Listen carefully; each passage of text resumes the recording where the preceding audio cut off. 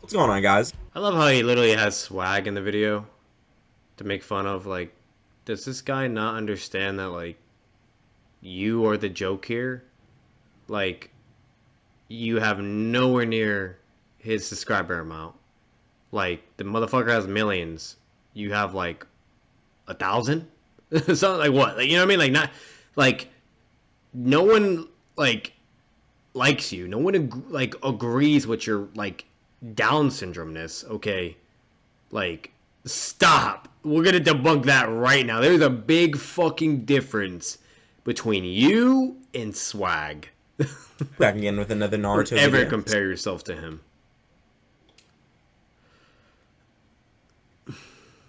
Really popular and fan favorite, so even if I do present like a logical and good argument for why I believe that Kakuzu is stronger than them, you know, there's obviously going to be that bias towards those characters, and there's just really nothing I can do about that. So in spite of that, I still tried to make an extreme effort to put together what I consider to be a very large and convincing pool of evidence, and I addressed many of the major common and counter arguments that I believe people would try and make, but even with that, it still wasn't enough. It's obvious to me that there needed to be some more explanation as to why Kakuzu is considered so strong by my standards. So that's why I'm making this video, to explain why Kakuzu is being massively downplayed by a vast majority of the Naruto fan base, and to display the extraordinary strength of Kakuzu.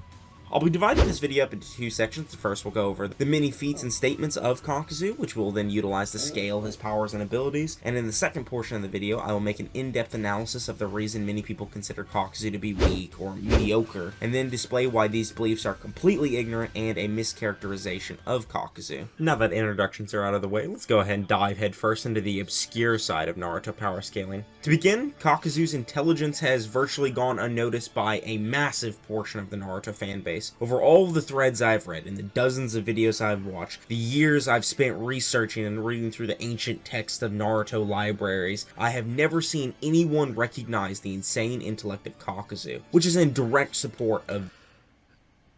He's basically wanking Kakashi as his genius fucking prodigy, yet the guy needs to go to a library and find a book to teach him about Naruto, okay, and to teach him how to be an intelligent human being. Like, no. Like, yeah, that is literally you, Noodles, in the fucking library. Like, that is actually gonna be fucking the picture of this video. You know, Noodles to this day trying to find knowledge to prove why Kakuzu beats pain. Or to figure out how to get brain cells. Oh, let's watch it.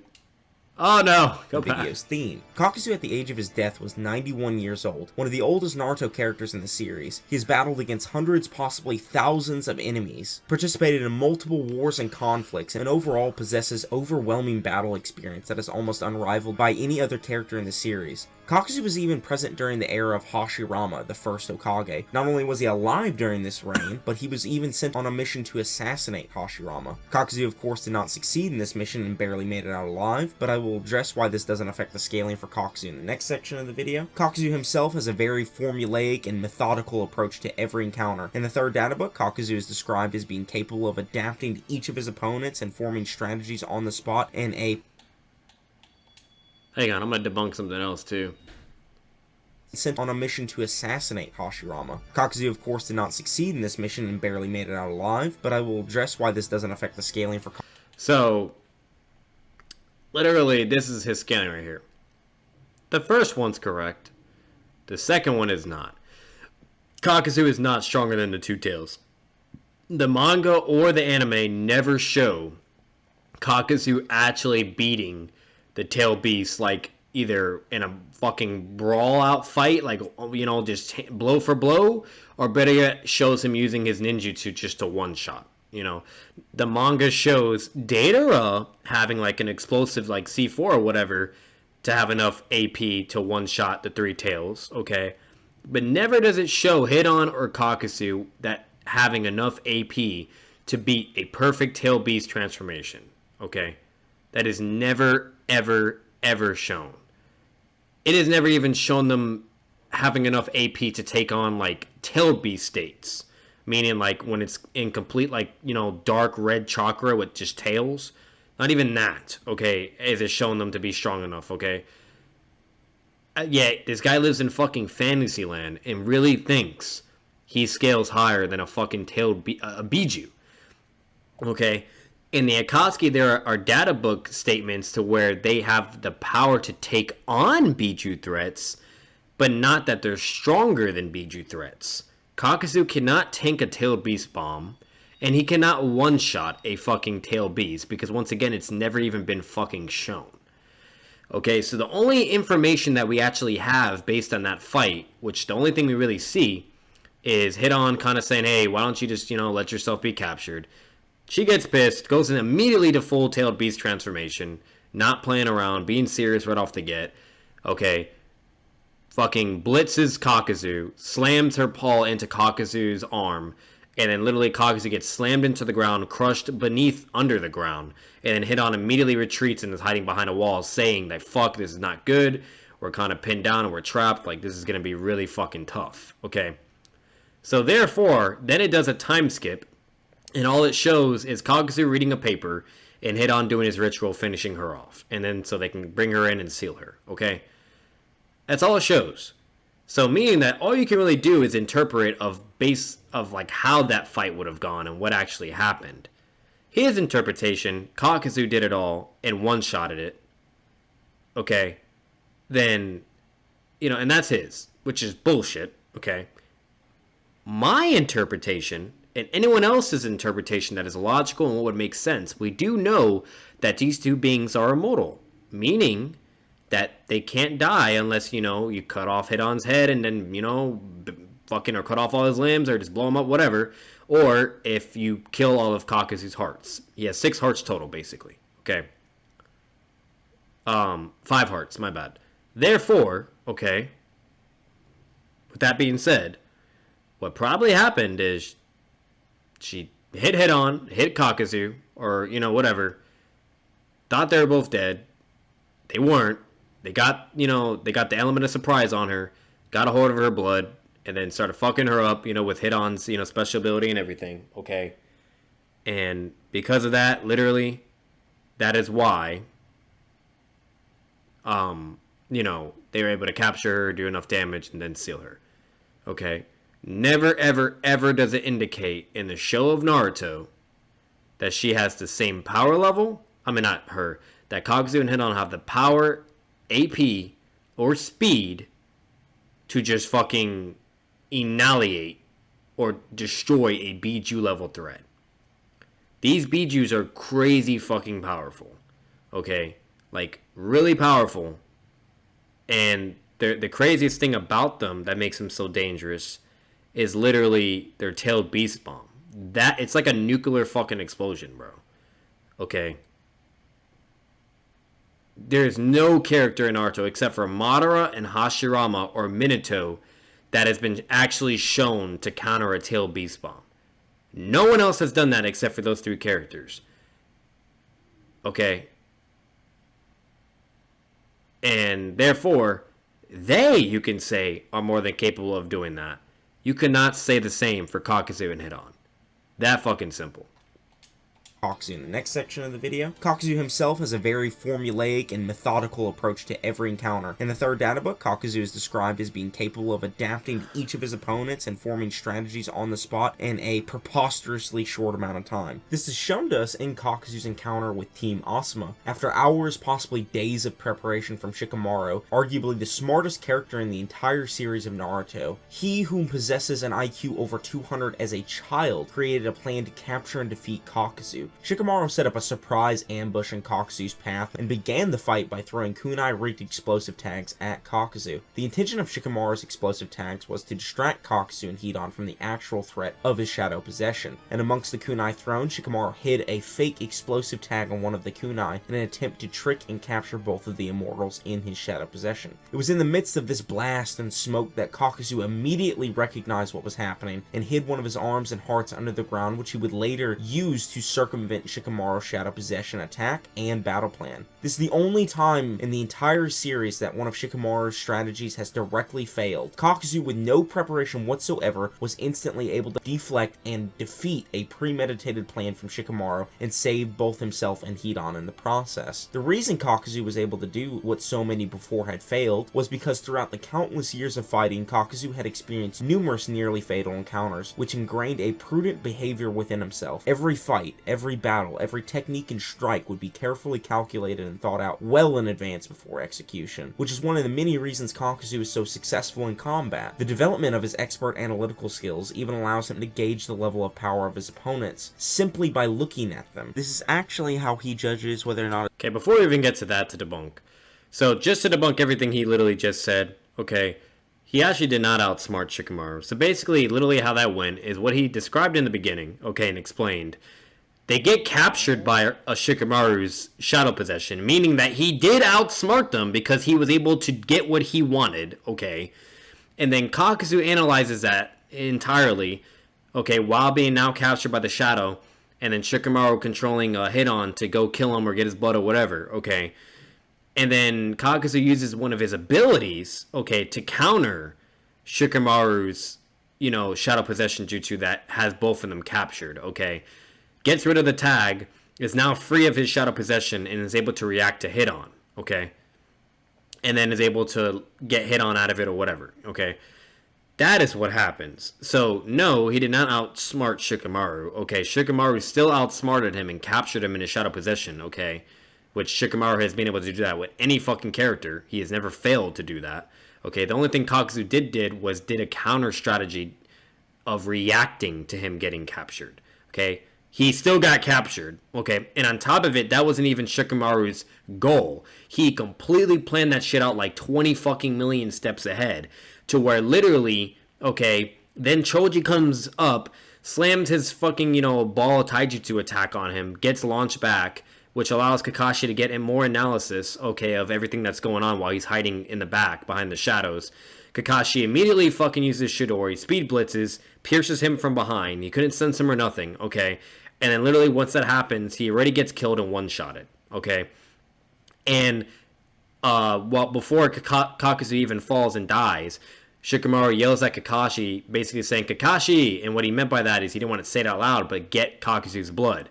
Kakashi gets his blood, then Shikamaru captures Hidan in his shadow possession again, okay, using his intelligence, brings Hidan all the way across the fucking field, and then literally, while the fight is progressing between Kakuzu and Team Kakashi, and all that, then Kakuzu loses another heart, okay, so that's 2 hearts that he loses because he utilized the blood from Kakuzu to put on Hidan's spear, and when Hidan did his ability in his self-harming attacks, it killed Kakuzu and affected him alone instead of Shikamaru.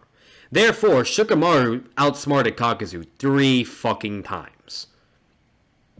Took 2 hearts from him, okay, and was able to separate both of them. 3 times. Nowhere does that show how amazing or intelligent Kakuzu is. You can easily argue and say he's probably more likely very fucking experienced and wise and has decent knowledge and things. Okay? But he is not the most intelligent character in the world. And really, if we're really being honest, he couldn't outsmart the most intelligent person. Okay? Just no, stop. No. Okay? No. You want to talk about intelligent people? Shikamaru, Kakashi, Itachi, Minato, etc. Those are fucking intelligent people. Don't even get me started on that bullshit. Okay? And then this shit, power of analysis, bullshit. Okay? When Naruto gets there, okay, Kakuzu looks at him. He's like, okay, let's see what you got. Naruto uses 2 shadow clones. It's about to kill him. Okay? Only with 2. And then literally the Rising Shuriken fizzles. Okay? So Naruto pulls a fucking Naruto. Always being, the unpredictable knucklehead ninja, okay? And then Naruto does 3 shadow clones, okay? And gets the same thing, gets behind him again, and slams the Rising Shuriken and kills him. Where is that power of analysis? Where is that god tier speed? Where is that god tier continental AP level of power? Nowhere. He dies by fatigued base fucking Naruto. Stop. it's worth taking one of his opponent's hearts. That's a part of the video I'll cover later, but Kakuzu's intellect is something that many people do not take into consideration, but he's actually one of the most battle intelligent, oriented, and wit-based fighters in the entire show. I mean, how many characters have we seen capable of outdoing one of Shikamaru's plans? He's arguably the best contriver in the entire series. I don't believe anything else needs to be said about this, so now we will go ahead and segue into Kakuzu's strength and attack potency. Starting off, Kakuzu was casually able to dismantle Asuma and his entire squad, casually harming Asuma when Hidan got into trouble. Hidan himself was competing with Asuma in combat and was eventually able to even kill him. This is impressive because Kakuzu is stated by Kakashi to be stronger of the two, and Asuma also states that both Kakuzu and Hidan are stronger than him, to confirm everything I have said. Asuma himself is an elite jonin who's described in the third data book as being on par with Kakashi, and is also stated to be the best. That's not true, by the way. Kakashi fucking shits on Asuma. Close quarters combat fighter. Like if you literally analyze every fucking fight, Kakashi is always fucking 10 steps ahead of Asuma and just better than him in every fucking way you can think of. Like, Asuma and Kushina were getting shit on by Itachi and Kasame. It took for Kakashi to get there for them just to even have any type of a fighting chance. Stop. Higher Leaf Village. After the death of Asuma, Team Asuma seeks revenge and gains the aid of Kakashi as their squad leader. During this battle, and another thing too, he's basically talking about Kakuzu beating up Asuma when he was already hurt, okay, and fucked up. Hidan was literally using his ability, and everything that Asuma did, all that damage went to him, okay? That's basically all that happened. And then literally, when he cut off Hidan's head, then Kakuzu finally intervenes, goes at full speed, I think breaks his leg, and then kicks him away. Which reminds you, Asuma took all that damage, okay, stabs, everything, getting burned, etc. Like half his body had like crazy amount of degrees of burns, okay? And whoops his ass. Like, yeah, like duh, fucking, you know, he's gonna get, you know, fucked up by Kakuzu. You're talking about a prime, perfectly conditioned Kakuzu, okay, against Asuma, who's fucked up in all sorts and types of ways from fighting Hidan first, and easily could say that he was also fucking tired as well. Like, that doesn't help you. Kakuzu casually overpowers Kakashi, as his water-style jutsu was unable to cancel out Kakuzu's wind-enhanced fire jutsu. Kakashi's most powerful chakra nature is lightning style. Okay, and that's another thing that he doesn't understand. Kakashi and Kakuzu are basically relative to each other. They were basically going at it blow for blow. Their taijutsu is basically on par with each other. They really, there wasn't, neither of them were like more superior than the other. It's kind of back and forth. The ninjutsu was still on par, which is really fucking sad because Kakuzu is enhancing fire with wind, meaning that it should be way more fucking powerful. Like, you would think, you know, a water-style defense attack would be perfect for a fire attack, but fire and wind, and it still has the same result, just proving how fucking strong and how much chakra Kakashi is using into that jutsu. You know what I mean? And it was still able to block those attacks and allow Kakashi to have time to get out of the way and etc. Like, once again, that doesn't help you. And Kakuzu was even able to stalemate Kakashi's strongest lightning-style technique, the Raikiri, or otherwise known as the Lightning Blade. This is impressive because throughout the entire run of Naruto... Wait, what did he just say? Battle, Kakuzu casually overpowers Kakashi, as his water-style jutsu was unable to cancel out... And did not casually. No. If you actually watched that fight, no, it was not casually. Like, I don't know what world this guy lives in, bro. Kakuzu's wind-enhanced fire jutsu. Kakashi's most powerful chakra nature is lightning style, and Kakuzu was even able to stalemate Kakashi's strongest lightning style technique, the Raikiri, or otherwise known as the Lightning Blade. This is impressive. Okay, that never even happens. He's once again being dishonest and making shit up. Kakuzu shoots like his false darkness ability or whatever.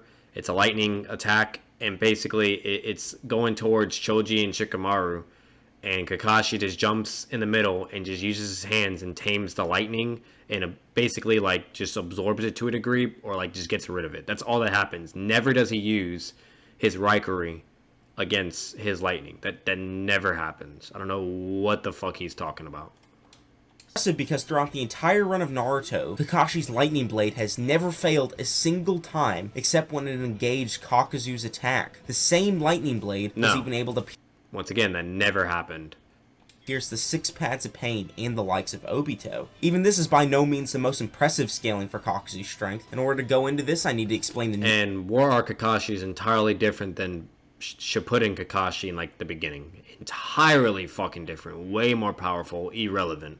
Narrative intentions and goals of the Akatsuki itself in order to give a reasonable and convincing argument for Kakuzu's attack potency. The entire purpose of the Akatsuki second generation is to find and capture the 9 Biju in order to resurrect the 10 tails. Obviously, in order to capture a Biju, you would be required to have some kind of method of dealing with these monstrous beasts of nature, or else you'll literally just get eaten or obliterated. It's because of this that Pain carefully chose every Akatsuki member who he believes has the skill set to take on a Biju. This is directly stated in the 3rd data book, as Pain believes a pair of Akatsuki members will lose neither to a Biju nor Jinchuriki. This is important because obviously Kakuzu is a member of the Akatsuki, sent to capture Biju, and has succeeded in capturing both the 7 tails and 2 tails Jinchurikis. The data book also states in the same image that the Akatsuki are simply stronger than Jinchuriki. So it's reasonable to say that Kakuzu himself has the capability of dealing... Okay, so I'm going to debunk that. So, the Akatsuki members are powerful enough to fight against Biju threats or Jinchuriki,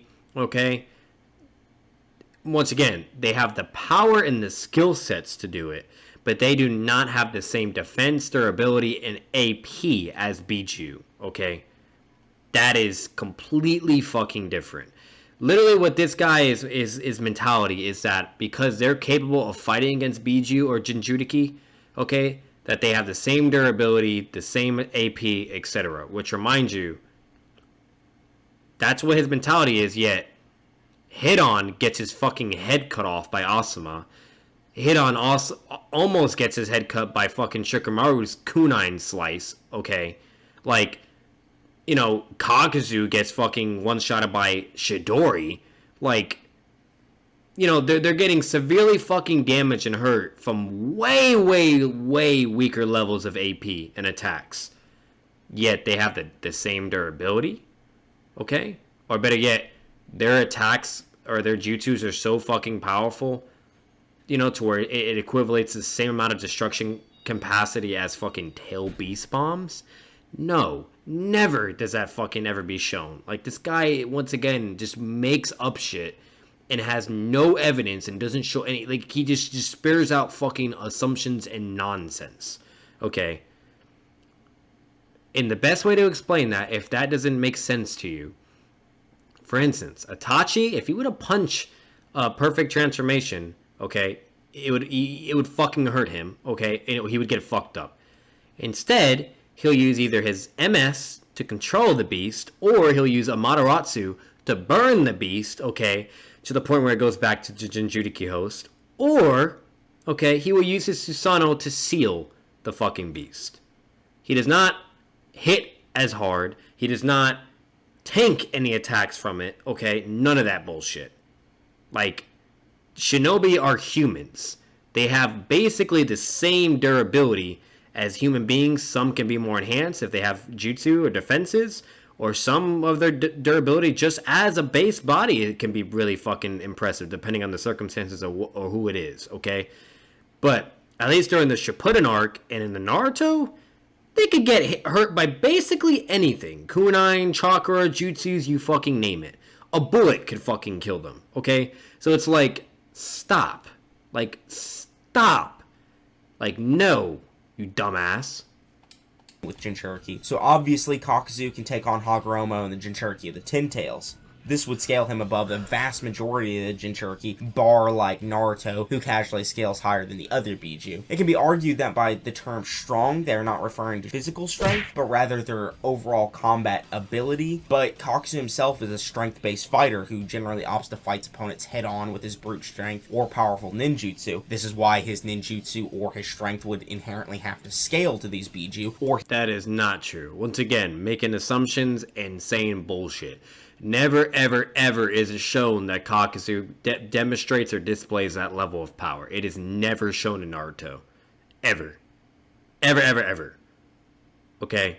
Kakashi's water-style wave blocks a wind and fire enhanced AP jutsu. if it was the same power as a tail beast, Biju or whatever, they all would have died. Kakashi would have died. All of them, okay? He does not have the same AP as a fucking tail beast bomb. Get the fuck out of here, okay? What are you talking about? He wouldn't have a method to dealing with them. There's also no way for him to bypass his opponent's durability, so he is basically forced to literally beat down Biju with pure power. The Biju themselves are capable of creating... So now Kakuzu can just punch a Biju and they're dead. Yeah, when he literally goes to punch Shikamaru, which to remind you, Shikamaru is also off guard, it just creates like a minor explosion. Never does it show an explosion level of a fucking tail beast bomb or a fucking tail beast, you know, like fucking, like, I don't know, like attack, you know. Never ever is that level of power shown. Like, as a matter of fact, guys, like, I would do like a separate video, like a 1 minute or 2 minute video showing actual Biju's like power, okay, and Kakuzu's fucking power. I will literally show you guys that just to make you fucking laugh. Like, once again, this guy lives in fucking fantasy land. Multi-continental levels of force with their Biju bombs, and the Eight Tails is able to withstand that same level of force as he took one of his own Biju bombs to his chest, after also tanking attacks from the... The Eight Tails also tanked a full power, half the Nine Tails tail beast bomb. Okay, while the other 6 tail beast combined their chakra to form their tail beast bomb together, and it balanced out and caused the same amount of damage. Meaning as if both halves of the Nine Tails shot a tail beast bomb, and the Have Tails literally wrapped itself around with its tentacles and was able to tank it and endure that blast. Okay. That being said, Eight Tails' durability is no fucking joke. Okay. So that he's not wrong about, but it is completely irrelevant. It has nothing to fucking do with Kakuzu. So I don't even know, like, understand where his thought process even goes with this. Likes of the Ten Tails. The other Biju are also able to damage the Eight Tails and Killer Bee with their melee attacks, which suggests that they're able to output a similar amount of force with them as well. Specifically, the Seven Tails Jinchuriki was even able to melt the Eight Tails skin. Biju are also stated to become more powerful when they are given a Jinchuriki to channel their power. Yugito specifically was able to gain mastery over Madotachi. That's not true. The whole reason why Jinchuriki were put into, Biju were put into Jinchuriki was to actually balance the power of the Biju and to control it, okay, safely. It is actually a data book statement where it literally says that.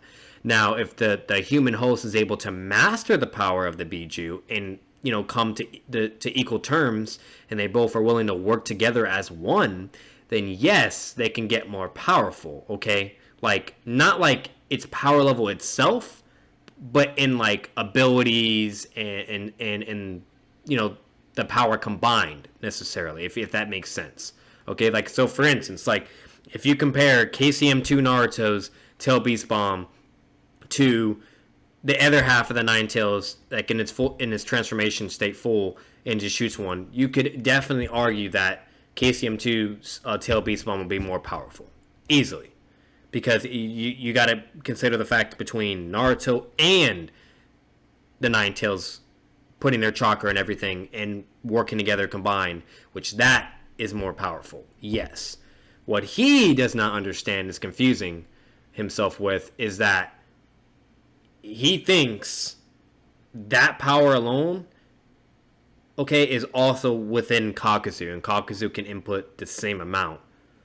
Because Kakuzu uses his arm to take the hit from the paw and still gets slammed and crushed underneath the ground.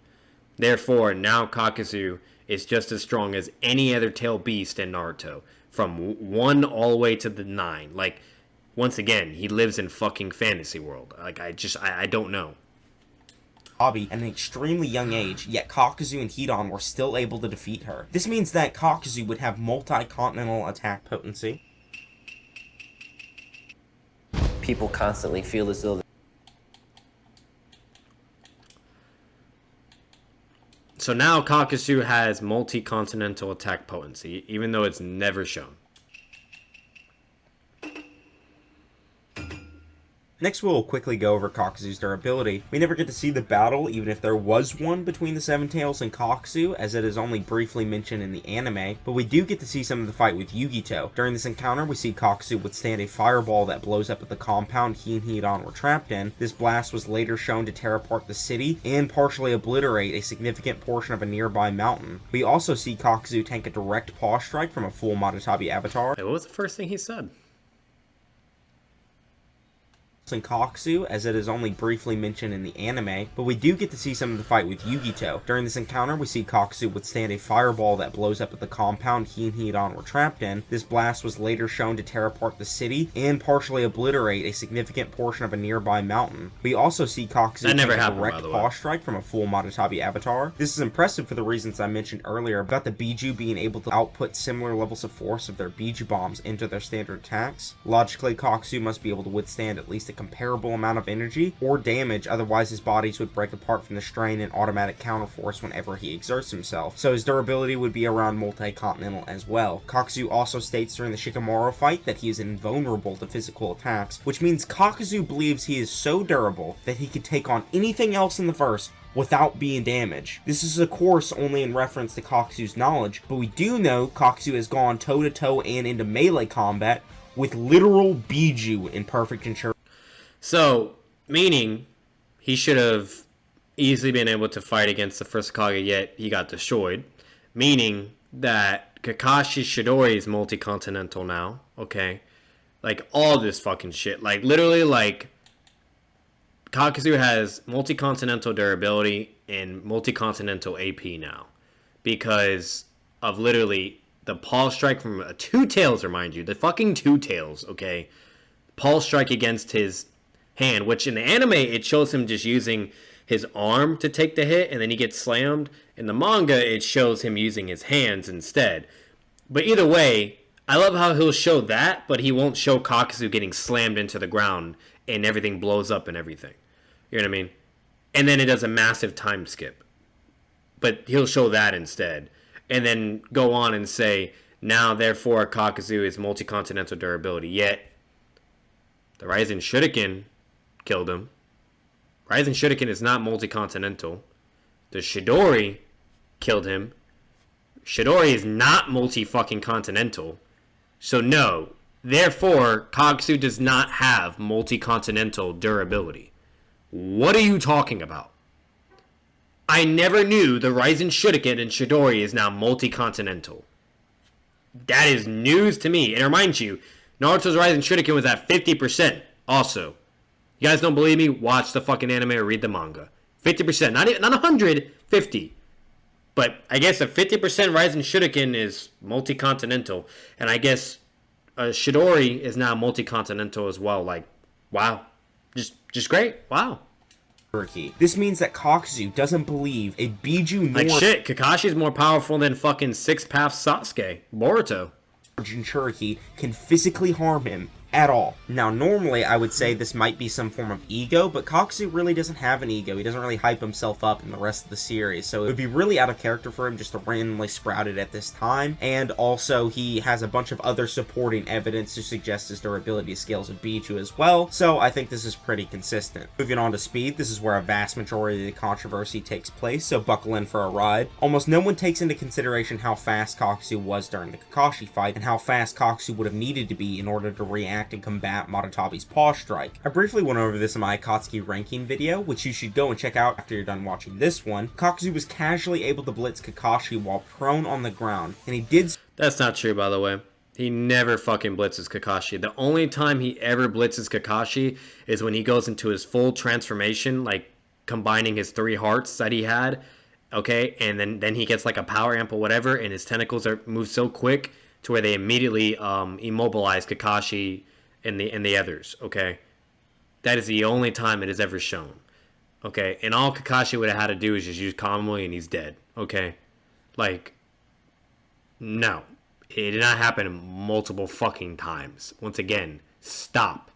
So, right in front of him when Kakashi's Sharingan and Lightning Blade were activated, both of which amplify his speed. This is impressive because the same Kakashi was capable of fighting on par with the paths of pain. This would mean that Kakuzu possesses superior speed to the paths that Kakashi was comparable to. This, of course, similar to earlier, is less impressive than Kakuzu's speed feat of blocking a strike from Yugito. Yugito during the War Arc, whilst possessed by Obito, was capable of clashing with base Killer Bee. Bee also states that he had apparently fought her multiple times before when she was alive, and in the Naruto art book it is stated that Bee looked up to her as a shinobi. There are multiple valid interpretations of this statement that do not necessarily upscale Yugito, but I believe it is consistent with the other information provided to say that she was a comparable shinobi to Killer Bee. This would mean Kakuzu has at least combat reaction speed relative to base Bee. This is impressive because That is not true. Kakuzu is nowhere near as fast as fucking Bee or Casey in one Naruto. And the easiest way to debunk that is when Obito was controlling all six-tailed beasts, okay? Their visual prowess with the Rinnegan and the Sharingan, along with their Jinchuriki abilities, was allowing them to be able to react and fight against KCM1 Naruto and Killer Bee. It is literally stated. Like, literally, like, Killer Bee and Naruto are like, alright, this is going to be easy, whatever. And then they're having a difficult time fighting all of them. Mind you, all six of them at the same time, and Obito. But regardless of that, okay, then literally the eight tails within Killer Bee is like, yeah, the reason why they're such a threat and they're so powerful is because literally with their visual prowess and their tail beast abilities, it's more than enough to compensate for their lack of speed and power, okay? And that is why they're able to, it's kind of like fair game at this point and whatnot and so on and so forth, okay? And regardless, then when Killer Bee gets serious and goes to seal all of them, where literally his fucking ink clones are able to immobilize all of them and immediately fucking blitz them, okay? And right when he's about to seal them, they are forced to go into tail beast state, and that's how they get out, okay? Like, no, they are not on the same speed level, okay? They have the Rinnegan and the Sharingan along with using their abilities. That is what is allowing them to be able to go toe-to-toe with KCM1 Naruto and Killer Bee. And on top of that, Obito, who has a ridiculous amount of fucking chakra and is very powerful himself with Hashirama's cells, okay, you could there's no statement for it, but you can easily argue and interpret that he was amping them up with his chakra alone, because we've seen it with Nagato, and Nagato has made the pains more stronger, whether if it's their AP, their jutsu, their durability, etc.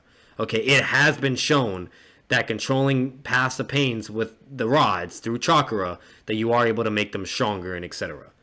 So that is a very tremendous high possibility as well. It has literally been shown in Naruto. It wasn't stated during that fight, but it has been shown. Okay, but the only thing we at least have that is concrete is that there is a statement to where why they were able to fight Naruto and Killer Bee to begin with at all.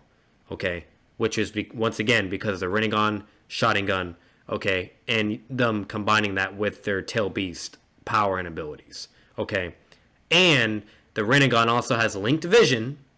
Okay, so meaning that doesn't matter how fast or strong you are, that they can dodge it basically no matter what. Okay, it's not like the Sharingan to where if the opponent is faster than you that you can be blitzed still. Okay, that meaning that you have to have the same speed in order to fight back. It does not work that way. There were many characters that were either faster or more stronger than the passive pains, but because of their linked vision, they were able to dodge the attacks casually or effortlessly. Okay, and that is also has many statements, okay, and has been shown and proven many times. So therefore, everything that he is saying is irrelevant, and it doesn't fucking matter. Because Bee has a massive array of speed feats throughout his run, some of which include blitzing all of Team Taka, keeping up with KCM Naruto, saving KCM Naruto from the Raikage, catching up to KCM Naruto after going for a potty break, fighting on par with Edo Itachi, who is also comparable to KCM Naruto, and intercepting Minato's attack from the Raikage. Moreover, the Raikage is capable of blitzing MS Sasuke during the Kage Summit, and is able to perform the Lariat in conjunction with Bee at the speed of light. He also considered himself to be the fastest shinobi alive after Minato died. It is also stated in the 4th data book that he boasts speed not inferior to the Yellow Flash. Obviously, KCM Naruto blitzed the same Raikage, proving him wrong, and Bee is comparable to him in base, so he's just actually wrong on that. In short, Kakuzu, through scaling to Yugito, should be comparable in speed to Bee, who is faster than the Raikage and on par with KCM Naruto. Hey there, early risers. Go-getters. This will be the final section of the first part of the video, and it will end my scaling for Kakuzu. This script is already extremely long, and I would like to finish it as soon as possible, so I'm going to briefly cover each of Kakuzu's major abilities. Kakuzu has master of all 5 chakra natures and can emit devastating attacks over a large area. He can also combine these chakra natures to form a more deadly jutsu. Kakuzu's biology is completely composed of steel threads that he has complete manipulation over and can utilize them in numerous ways, such as grappling opponents and even healing characters by sewing them together. This sewing can apparently even reattach body parts and still allow them to be fully functional, which makes Kakuzu actually a pretty useful medical ninja. Kakuzu has an Earth-style jutsu named Diamond Morph, which in the databook is described as a versatile jutsu, capable of increasing the destructive force of unarmed attacks, and also as a defensive mechanism capable of hardening the skin to raise Kakuzu's overall durability. The only downside to this jutsu is that whichever body part is hardened becomes immobile. Kakuzu himself is a part of the immortal duo with Hidan, as he was able to extend his lifespan by stealing the hearts of other shinobi. This is how he is capable of utilizing all 5 chakra natures, as they are the natures of his other hearts. These hearts also have their own bodies, own consciousness, and can act autonomously from Kakuzu. This is how he was able to avoid Shikamaru's shadow possession, as he buried his threads along with one of his hearts into the ground and then used that heart to free himself from the possession. Kakuzu is also an extremely skillful shinobi, as mentioned earlier, and is adept in numerous fighting styles. This is apparent as Kakuzu is not only an elite shinobi, but was also the strongest samurai from his village during his younger days, which would mean he is skillful in the ways of both the ninja and samurai. The entire composition of the Akatsuki is made up of S-class ninja who aren't really contested by anyone lesser than elite jonin and kage from other villages, so it's safe to say that Kakuzu is an extremely skilled and versatile fighter with a plethora of dangerous hacks and abilities. Now for this section of the video, as I stated earlier, I will be addressing the ridiculous amount of misconceptions and beliefs that surround Kakuzu and explain why these so-called anti-feats are not anti-feats and easily explained within the narrative of the story itself. Kakuzu's speed is by far the most heavily contested aspect of my scaling, so I suppose I should get this out of the way first and give an explanation as to why Kakuzu should scale to characters like Bee and Yugito. So to explain in the speed section, we directly saw Kakuzu block an attack from perfect Jinchuriki Yugito, so obviously Kakuzu's combat reaction speed is quick enough to block attacks from Yugito. We later see an Edo Yugito fight on par with Killer Bee during the war, which is super impressive for Yugito, which of course would then secondarily scale Kakuzu based on the feat mentioned before. The biggest issue when discussing this line of scaling is that there is a common misconception that the Jinchuriki's speed are being amped by Obito. The evidence used to support this are the statement from Naruto where he points out the Jinchuriki are using the Rinnegan shared vision and the movement tracking from the Sharingan. People use this statement to say that the Jinchuriki have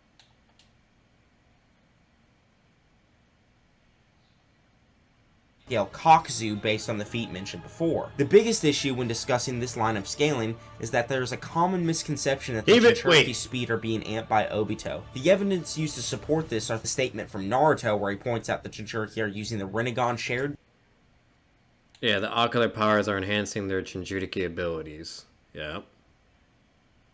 Yeah, that's basically everything I already talked about. Vision and the movement tracking from the Sharingan. People use this statement to say that the Jinchuriki have the actual Rinnegan and Sharingan, and then try to say those Dojutsu amp speed, therefore they're faster. I can't believe I'm having to explain this, but those Jinchuriki don't have actual Sharingan or Rinnegan. They have a projection of the Sharingan or Rinnegan, which only grants them the visual properties of the Dojutsu, or at least from what we know. Obviously, there aren't 6 extra Rinnegan and 6 extra Sharingan just lying around ready for modern Obito to use so that they can surgically transplant them into the Jinchuriki. This is proven later when Naruto removes the rods from the Jinchuriki and the projections fade away. The only thing we can derive from the statement is that the reaction speed and surrounding perception the Jinchuriki have has been enhanced to an unknown degree. So yes, I will agree Yugito's mental reaction speed in this scenario has been enhanced, but as shown in the beginning of the series all the way back to Lee and Sasuke's confrontation during the tuning exams, simply having the mental reaction time to see attacks does not mean you will be able to physically react to them.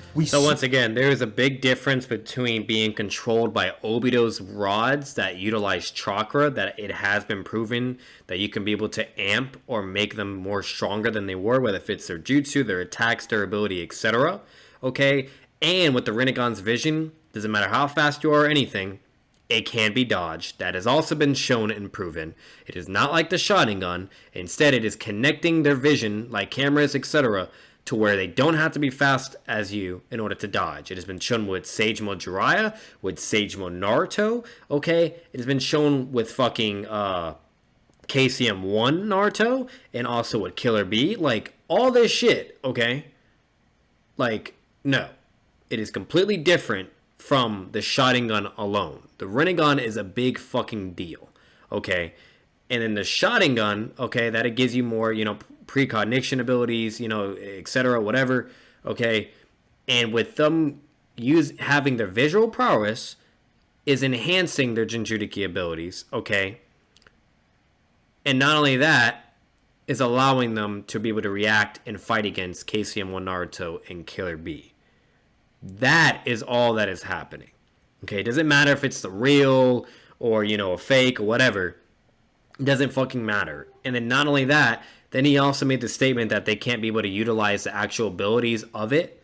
Okay, yet the passive pains were using the actual abilities of a Rinnegan. Okay, but just one of them, okay, instead. Yet it wasn't a real Rinnegan. So no, you can use the ability of the Rinnegan, okay? But the only reason why they weren't using the abilities was even confirmed by Obito in that fight with his statement that since Naruto has fought against the Rinnegan and knows the abilities and what it's capable of, that there's no point of using them. Which in my opinion, I think it's stupid and ignorant. I'm pretty sure it would have been very effective if he did use the abilities, but whatever. But that was his reasoning. That was literally a statement that Obito said. So his logic is the Rinnegan and the Sharingan is not amping them. It is not making them more powerful, or better yet, not enhancing their fucking abilities, and all this other shit. That the only thing it does help with is like reaction and all that. And then also, there's no way it can also make them more powerful, etc. Because of Obito and whatnot. Even though it has been shown in the show that you can make an individual more powerful. Prime example, okay? Fucking when Tendo Pain, instead of using a normal Shinra Tensei, he did like a way more powerful version. Therefore, yes, you can make your jutsus, you can make yourself a lot more stronger. Or better yet, we've seen fucking, Tendo Pain being able to have the out of nowhere, the durability to fight against a Six Tails fucking Naruto and take hits and blows and etc. and just not instantly die, okay? Another example of his durability increasing.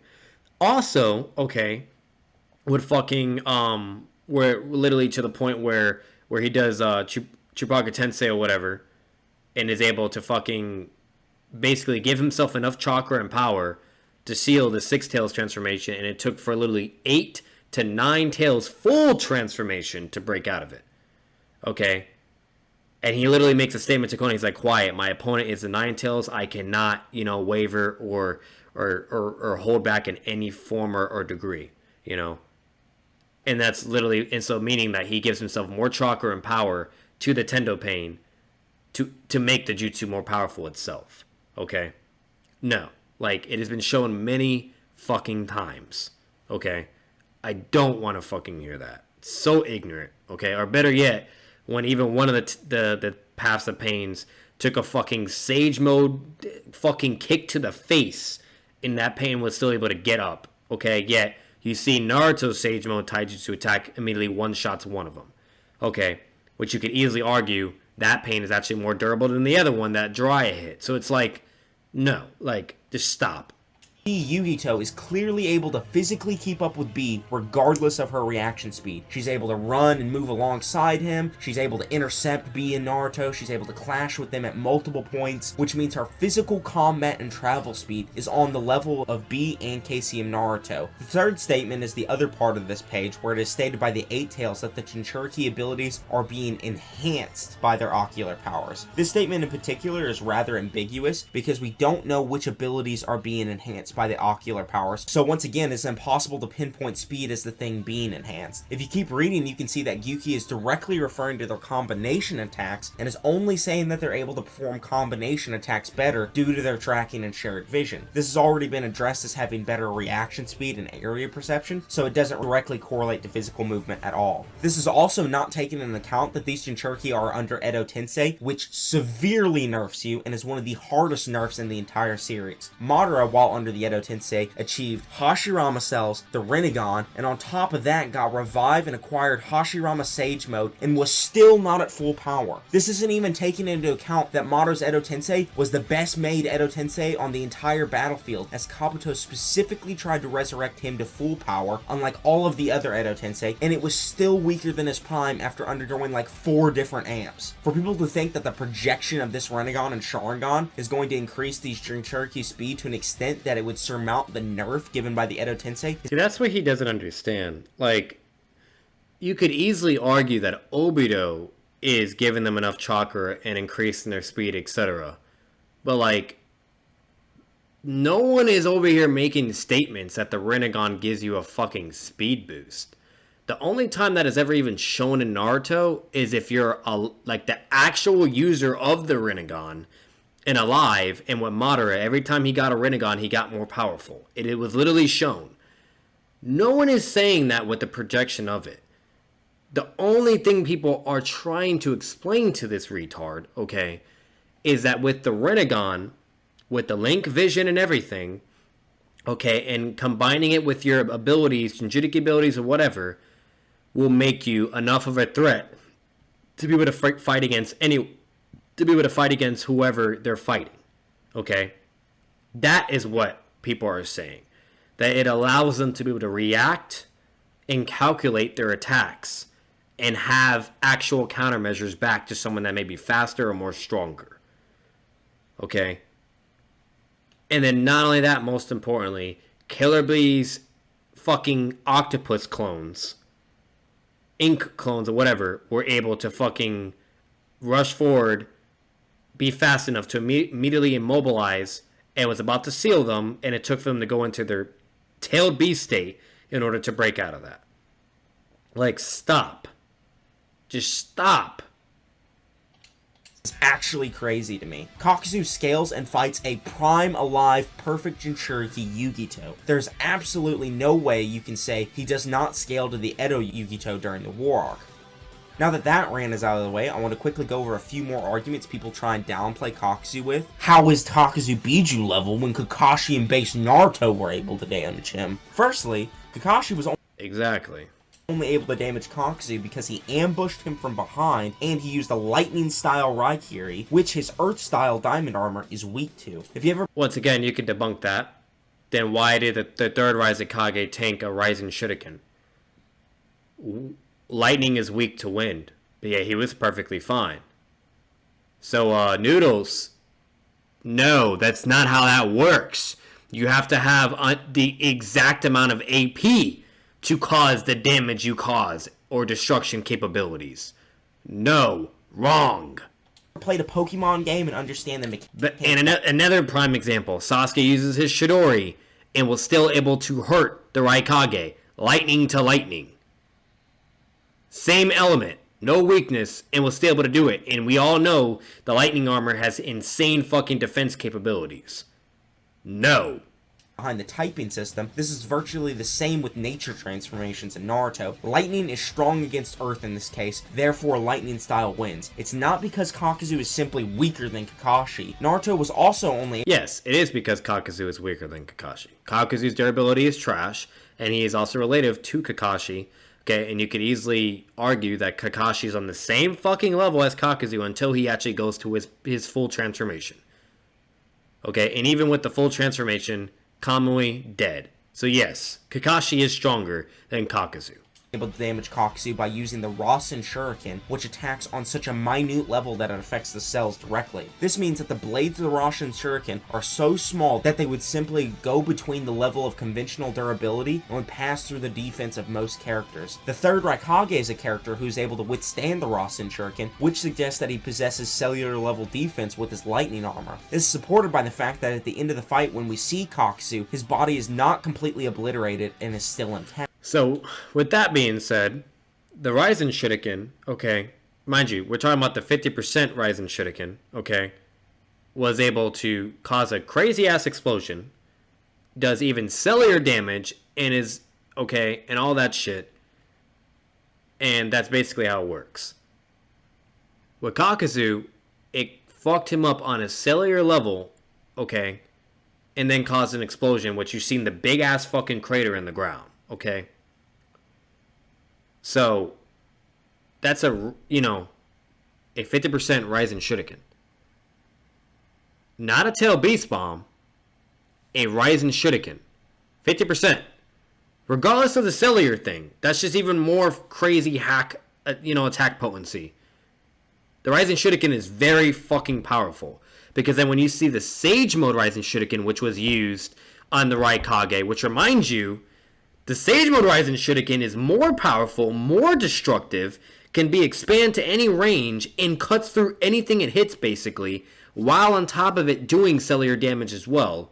So basically, you just die, okay? And causes a big-ass fucking explosion. He tanked that shit. It tickled him, okay? So no. Once again, you're wrong. Now he is saying that whatever Rising Shuriken only does cellular damage and has no AP. Yet, in the fight of the Nine Tails, okay, it has a lot of fucking AP to pin down the full power of the half of the Nine Tails.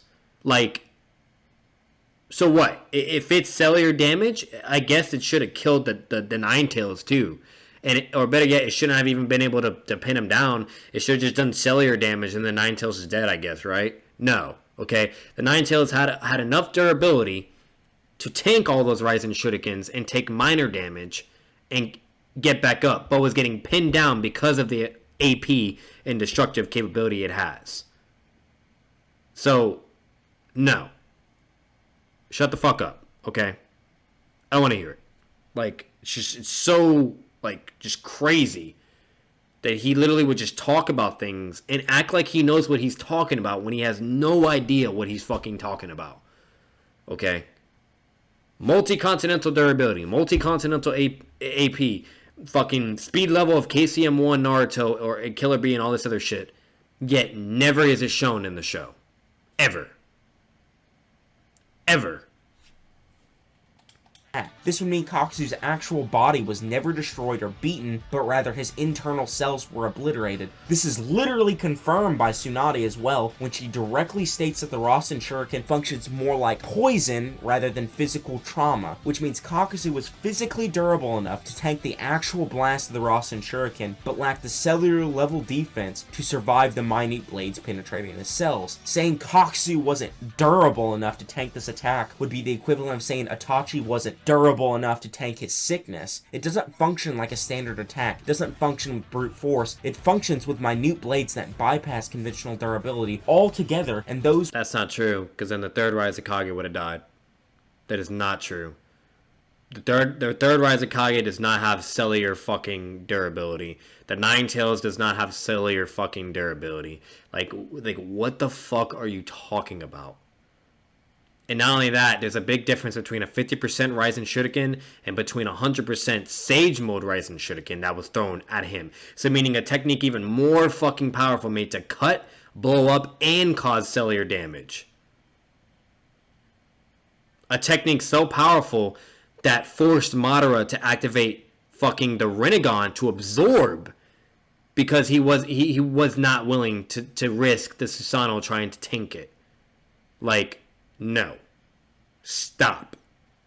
With cellular level defense are the only ones able to avoid being harmed by it. Another common argument people try and make is that Pain is the leader of the Akatsuki, and there is a statement that even the most notoriously strong members obey him. This statement doesn't necessarily mean anything, considering that the... Oh, but all the statements for Kakuzu mean everything. Yeah, so basically what you think means something, the others don't. Sure. Strong members are not inherently following him out of fear for his strength. There are tons of real-life analogies to this situation that I could give you, but this example is a clear illustration. Suppose we have an old war general that is commanding an army. There are tons of strong, young soldiers within this army, most of which are probably more physically imposing than the general himself. Is the general now stronger than all of his young prime soldiers that follow him? Obviously not. They're probably following him for other reasons, and the situation between Pain and the rest of the Akatsuki could easily be similar. Other argument. So no, with Naruto's not displaying that. Okay, instead, anyone that's actually the leader or the strongest is the one that is 9 times out of 10 in charge in Naruto. It is basically shown across the nations whoever is the Okage, Raikage, etc., okay? Or better yet, even the Akatsuki, to where literally, okay, Pain is the strongest and is forcing everyone to obey him and listen to him, and his word is absolute, and there are tons of statements to back up that he's the strongest. Even Zetsu, a creature that has been alive for a fucking millennia, for fucking decades, eons of time, okay? The one that's seen everything, believed that Pain was the strongest. Not stronger than Obito, but believed he was stronger than anyone at that present time. Okay, and thought it was inconceivable for him to fucking lose to anyone. And Pain never lost a fight to anyone, okay? And the only person that Kishimoto heavily emphasized and showed that was stronger than Pain was Obito. And he was the actual leader behind the scenes, pulling all the strings and giving direct orders to Pain. And Pain was listening to him because he was inferior to Obito. That is the premises or the establishment of Naruto. Not what the fuck he's talking about. Like, no. And I have heard made is that Kakuzu was cut during the war arc by some random tuning. For one, these random tuning are characters. These characters have no anti-feats in the series. So if they did scale to Kakuzu, that just means they're also strong. This is ignoring the fact that Kakuzu is literally an Edo at this point as well, and I have already gone into depth as to why being an Edo severely nerfs their physical capabilities, and these same tuning were present during the fight with Kakuzu and Hidan, yet they basically did nothing to either of them.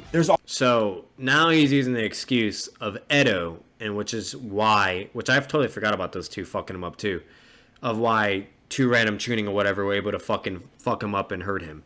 So once again, like this idiot, okay, doesn't understand that Edo, yes, it is a nerf. It's not a tremendous nerf, but it is a nerf.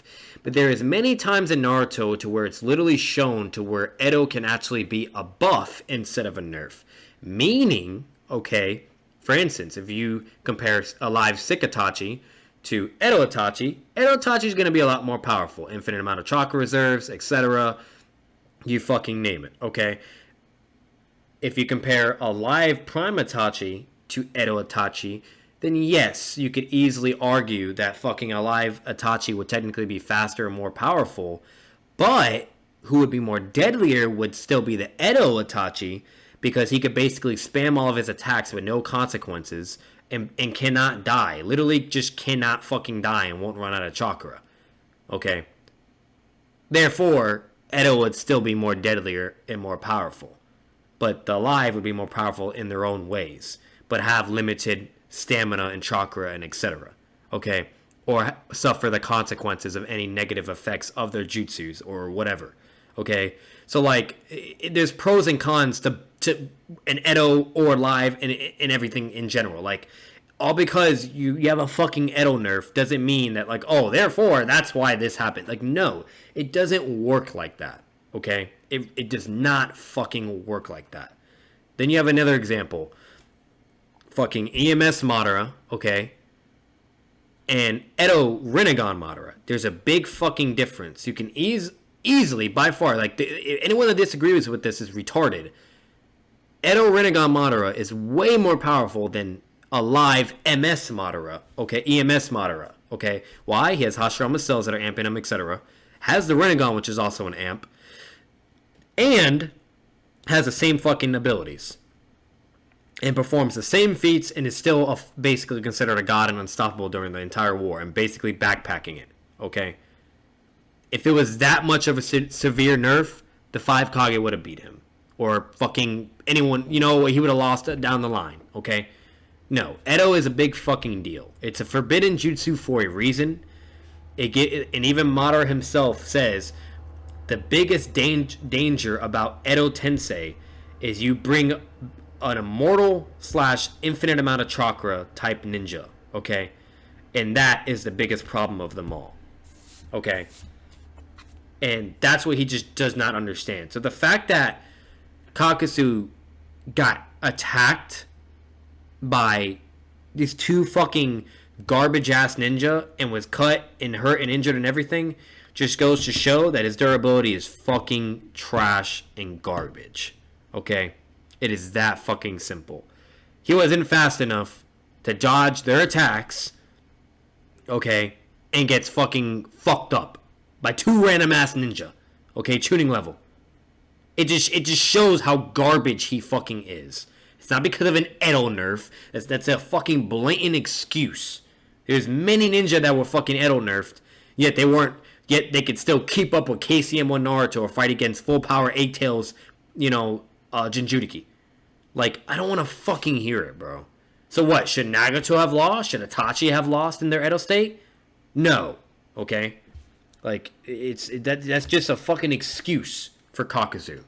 Also, the argument that Hidan was the one to kill Yugito, which is not supported because we don't see the fight. We only see the aftermath where Hidan had already used his ritual on Yugito. In order to perform that ritual, you would need the blood of Yugito. But it's ambiguous to who actually got the blood of Yugito during the fight, so we don't actually know who killed her. There were also 2 other statements that suggest Kakuzu was even the one to kill Yugito, as Hidan admits he's the slowest member in the Akatsuki and might not be fast enough to tag Yugito. And there's also the statement from Hidan in the same panel where he says Kakuzu is usually the doer of the 2, which implies that Kakuzu is usually the one who deals with the Biju. Even if you disregard all of this evidence and say Hidan was the one to kill Yugito, it is stated by Kakashi that Kakuzu is the stronger of the pair, which means that Kakuzu also would be able to kill Yugito, even if Hidan was the one who actually did it. So he doesn't say Kakuzu is stronger than Hidan. All he says is these 2, they're strong, especially the one with the mask.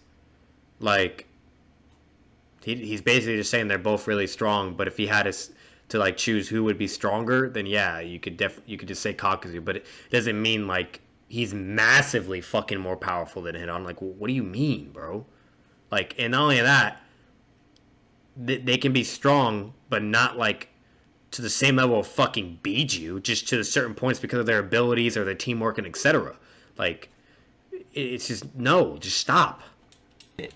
The final and most ridiculous argument for why Kakuzu sucks grapes is that he lost to Hashirama. I don't know why or how people think because Kakuzu got beat up by Hashirama, he wouldn't be on the level of Biju. Because that implies losing to Hashirama. And that too. Like, that's even just makes it even better. Like, if he lost to Hashirama, he is not on the level of Biju. The only 2 characters that have been actually shown and proven to fight against Biju that are actually Biju level is Madara and Hashirama. Their attacks alone are fucking just devastating, okay? Like, and because of literally their abilities, like, for instance, Hashirama's wood style or Madara's perfect Susanoo allows them to have the durability of multi-continental or to tank tailed beast bombs. Not because of their base, but because of their abilities, once again. Their abilities allow them to be Biju level, okay? And then with Kakuzu and Hidan, their abilities don't allow them to be Biju level, but it allows them to survive a Biju fight, or more likely overcome the Biju fight. There's a big difference. There's a big difference between Hashirama, Madara, and Hidan and Kakuzu. A huge fucking difference. So therefore, stop. Enough of an anti-feat to put a character below Biju level. The same Hashirama that beat the Susanoo-attired nine-tailed fox. The same Hashirama that put the absolute... Yeah, I'm not watching that anymore. Like, he's just retarded. So, like, hope you guys enjoyed the fucking video of Kakuzu being downplayed, okay? Debunking the fuck out of that video, okay? Kakuzu is not multi-continental in AP. He's not multi-continental durability. And he is absolutely nowhere near the fucking speed level of fucking KCM1 Naruto or Yellow Flash Minato. Like, get the fuck out of here, bro. Like, just stop. No one cares. No one takes you fucking seriously. You're a troll. You look for attention, clearly. Okay? And a 2-year-old could debate you on why Kakuzu is not multi-continental in garbage. Stop. Batman out. Bye.